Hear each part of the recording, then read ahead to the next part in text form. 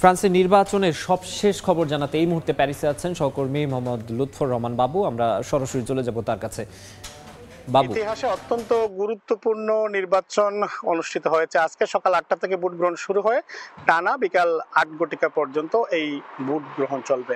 আজকে দ্বিতীয় দফার ভোট গ্রহণ চলছে। গেল 30শে জুন প্রথম দফার পার্লামেন্ট নির্বাচনের ভোট গ্রহণ অনুষ্ঠিত হয়েছিল। সেখানে কট্টর ডানপন্থীরা 33% বেশি ভোট পেয়ে এগিয়ে থাকে। সে কারণে আজকের এই দ্বিতীয় দফার ভোটটি অত্যন্ত গুরুত্বপূর্ণই বলা চলে। আমরা সকাল থেকে বিভিন্ন ভোট কেন্দ্র পরিদর্শন করেছি, বিভিন্ন ভোট কেন্দ্র ঘুরে ঘুরে দেখেছি। অনেক ভোট কেন্দ্রে বেশ বয়স্ক ভোটাররা তাদের ভোটাধিকার প্রয়োগ করছেন।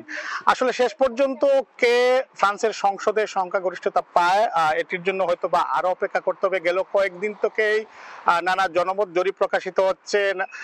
এই দেশটিতে বসবাসরত প্রবাসী বাংলাদেশি সহ ফরাসি যারা রয়েছেন সবার মধ্যেই কিন্তু এখন তুমুল আলোচনার বিষয় হচ্ছে ফ্রান্সের সংসদে কোন জোট বা কোন দল আসলে সংখ্যাগরিষ্ঠতা পেতে পারে। তবে এককভাবে কোন দল কিংবা জোট সংখ্যাগরিষ্ঠতা পাওয়ার সম্ভাবনা খুব কম রাজনৈতিক বিশ্লেষকরা বলছেন। আমরা এখন পর্যন্ত যে কটি জনমত জরিপ দেখেছি তার মধ্যে একটি হচ্ছে আইএফওপি। তাদের মধ্যে এই যে দ্বিতীয় দফা নির্বাচনে আরএন ন্যাশনাল র্যালি 170 থেকে 210টি আসন পাবার সম্ভাবনা রয়েছে এবং নিউ ফ্রন্ট পপুলার যে জোট রয়েছে তারা 155 থেকে 185টি আসন পাবার সম্ভাবনা রয়েছে এবং প্রেসিডেন্ট ইমানুয়েল ম্যাক্রোর টুগেদার যে জোট তারা 120 থেকে 150টি আসন পেতে পারে।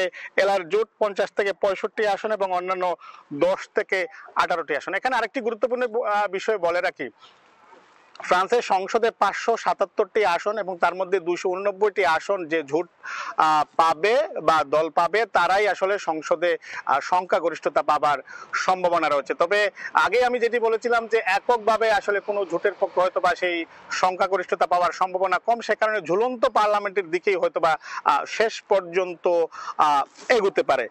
আর আরেকটি বিষয় হচ্ছে প্রবাসী বাংলাদেশি এই দেশটিতে যারা রয়েছে, নির্দিষ্ট করে আসলে কি সঙ্গে প্রবাসী বাংলাদেশি ভোটার রয়েছেন তা জানা জানি, তবে 5 থেকে 7,000 বাংলাদেশি ভোটার রয়েছেন এমন ধারণা করা হয় এবং বাংলাদেশি যে এলাকাগুলো রয়েছে সেই এলাকাগুলোতেও ভোটাররা তাদের ভোটাধিকার প্রয়োগ করছেন এবং বাংলাদেশি ভোটারদের সাথে আমরা কথা বলেছিলাম তো তারা বলছেন তারা আসলে ভোট দিচ্ছেন তাদেরকে যারা অভিবাসীদের পক্ষেই কাজ করবে, যারা আগামী দিন শ্রমিকদের পক্ষে কাজ করবে তাদেরকেই আসলে ভোট প্রদান করছেন। তো আমরা প্রথম দফার নির্বাচন শেষে দ্বিতীয় দফার আগে আমরা দেখেছি দেশটিতে যাতে বর্ণ বৈষম্য উস্কে না যায়, অভিবাসীদের যাতে কোনো ধরনের সমস্যায় না পড়তে হয় সে কারণে প্রচারণা চালানো হয়েছে। বলা চলে যে কট্টর ডানপন্থীদের বিরুদ্ধে আমরা নানান প্রচারণা দেখেছি গেল কয়েকদিন। তো দ্বিতীয় দফার ভোট গ্রহণ নিয়ে রাজধানী প্যারিস থেকে এই ছিল আমার কাছে সর্বশেষ। ফ্রান্সের নির্বাচনের সবশেষ খবর জানাতে প্যারিস থেকে যুক্ত হয়েছিলেন লুৎফর রহমান বাবু।